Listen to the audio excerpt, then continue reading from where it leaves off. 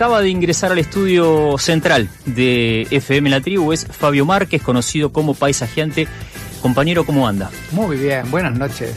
Bien, volviste contento de Montevideo, entusiasmado con algunas cosas que viste. Sí, ya haremos alguna columna comparativa, porque estando también en el Río de la Plata, una ciudad que es un poco más pequeña, pero que nos sirve de referencia para algunos cuantos temas que nos permitan reflexionar sobre la ciudad de Buenos Aires. Está buena, está buena. Bueno, vamos a recortarnos, en este caso, sobre el territorio nacional, y más que eso diría, porque este ambiente llega y cruza toda los Andes a lo largo de la región, porque te interesaba hacer énfasis hoy en lo que está discutiéndose alrededor de la ley de glaciares, que recordemos tiene media sanción en senados y va camino de discutirse en diputados, pero hay algunas audiencias públicas por suerte antes. Vayamos de a poquito, ¿desde dónde te gustaría encararlo? Bien, acá tratamos habitualmente temas ambientales urbanos, pero esta situación de la modificación de la ley, que en realidad se llama de régimen de preservación de glaciares y ambiente periglaciar, de presupuestos mínimos de glaciares y de ambientes periglaciares, se votó en el año 2010, con mucho debate. Fue una de esas leyes ambientales que fueron cambio de paradigma al haberlo logrado, como otras leyes que todavía seguimos peleando, como la de humedales y esas cosas. Pero en aquel entonces fue dar vuelta una página. Se reglamentó en el 2011, Cristina lo reglamentó en el 2011, fue una propuesta del oficialismo de entonces, impulsar una ley nacional que, al establecer presupuestos mínimos en una república federal, plantea un gran acuerdo nacional para decir qué es lo que estamos hablando de lo que es un glaciar, qué significa lo mínimo para preservarlo y qué es un ambiente periglaciar, y que después las provincias, con sus propias capacidades, no pueden ir más abajo de eso. En todo caso pueden ser más exigentes, pero no bajar de los presupuestos mínimos. Esto es para entender cualquier ley que hable de presupuestos mínimos que tenga una escala federal. Claro. Como toda ley ambiental, después hay que ver cómo se implementa, los controles y todas esas cuestiones. El Estado Nacional logró hacer no hace mucho, en el gobierno anterior, el mapa de los glaciares, porque después había que ponerlos en la cartografía. Claro. Y mucho de lo que imaginamos tiene que ver más con el glaciar del hielo blanco, tipo el Perito Moreno, pero la escala de volumen de lo que son estos glaciares, que ahora voy a describir más o menos, es mucho más que esa imagen que tenemos de postal. Claro. Y esto lo traemos hoy como tema porque se está transformando en un hito histórico de ciertas batallas ambientales en el Congreso Nacional.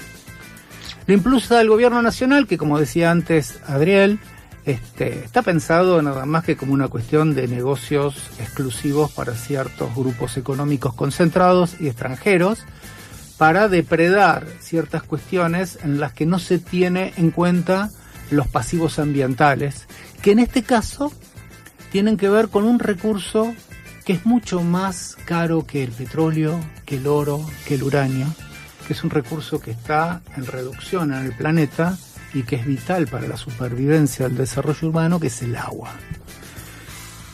El agua que está en los glaciares y periglaciares es estratégico no para un futuro, sino para nuestra realidad actual, a partir de las dinámicas de hielo y deshielo y cómo alimentan cuencas hídricas que no solo proveen agua potable para el consumo humano, sino para ambientes naturales y ecosistemas, para la producción agropecuaria. Imaginemos que los cultivos de viñedos de Cuyo, por ejemplo, o del norte argentino, está regado con agua de hielo. ¿Qué pasa si esa agua viene contaminada? ¿Qué pasa si esa agua deja de venir? Digamos, no es un recurso que está congelado allá y que hoy no lo usamos y lo estamos imaginando cómo lo podremos usar cuando se nos acabe el agua de otro lado. Claro. No, hoy ya es vital para un montón de comunidades de personas y para un montón de comunidades biológicas que tienen que ver con ambientes naturales. Como el gobierno nacional, desde que hizo su campaña electoral, el presidente descree de todo lo que tiene que ver con lo ambiental, lo desprecia y planteó que en todo caso eso lo debería regular el mercado, esta modificación de la ley le quita casi todas las atribuciones de lo que plantea su título, que es preservar los glaciares y los ambientes periglaciares, y le traslada las competencias a las provincias, que son organismos gubernamentales mucho más débiles que el Estado Nacional, para ser de algún modo influenciados por grupos de poder que en algunos casos manejan recursos económicos que son más poderosos que el PBI de alguna de estas provincias. Claro. Ya se votó en el Senado de un modo vergonzoso, porque está claramente que lo que está sucediendo hoy en el Parlamento con quienes votan estas leyes restrictivas de derechos es que no tiene que ver con que crean en estas propuestas, sino porque reciben dádivas y cuestiones que hacen a casi lo mercenario y no representar a quienes los votaron, especialmente más unos que otros, pero que al lograrse que se cumpla con el acuerdo, con la ley del acuerdo de Escazú, que esta cuestión de que cuando vos generas ciertas instrumentaciones tenés que abrir a la participación, aunque sea una participación pasiva, como la de la audiencia pública, se está transformando en un hecho político sin precedentes por la cantidad de gente que se está inscribiendo en esta audiencia pública. Pensemos que puede ser presencial o virtual. El trámite de inscribirse dura 30 segundos, menos de un minuto, es muy simple. No tenés que ser un especialista, no tenés que representar ninguna organización. Digamos que opinar sobre los glaciares no es una opinión técnica, sino una opinión política. ¿Qué es lo que creo que tiene que suceder con los glaciares y los ambientes periglaciares? Es sobre todo una idea que después los técnicos y técnicas tendrán que ver cómo se resuelve. Y que después te tocan 5 minutos para expresarte. Al día de hoy estamos superando las 20.000 inscripciones. Si estamos imaginando que todas estas personas que se inscriben van a hablar en días hábiles, 8 horas por día, estamos diciendo que esta audiencia pública, por lo menos hasta hoy, porque se cierra la inscripción el 20 de marzo, habrá audiencia pública hasta fin de año. Ok. ¿Cuál es el hecho político? No solo expresar sectores que plantean la voluntad de opinar sobre esto de un modo masivo, sino que estamos extendiendo en el tiempo esa segunda posible votación en diputados y que esto erosione un poco a aquellos diputados con poca convicción y que estaban votando esto casi como una prebenda. Claro. ¿No tiene instrumentos la Cámara de Diputados para recortar la cantidad de audiencias públicas? Digamos, cuando vos estableces la audiencia pública porque lo decidió el propio Congreso, hay un reglamento de cómo se tiene que implementar. El mínimo que plantean todos los reglamentos son 5 minutos de expresión, que puede ser presencial o virtual, pero te toca expresarte. Una vez que está disparado ese mecanismo, romperlo o acortarlo o decir hasta acá es un costo político muy alto, porque estás... esta gente se caracteriza por no cumplir con las leyes, pero es un costo político muy alto, claro, porque no es vinculante. No te estás bancando a escuchar a la gente. Sí. Y si eso lleva mucho tiempo, ¿cuál es el apuro? Sí.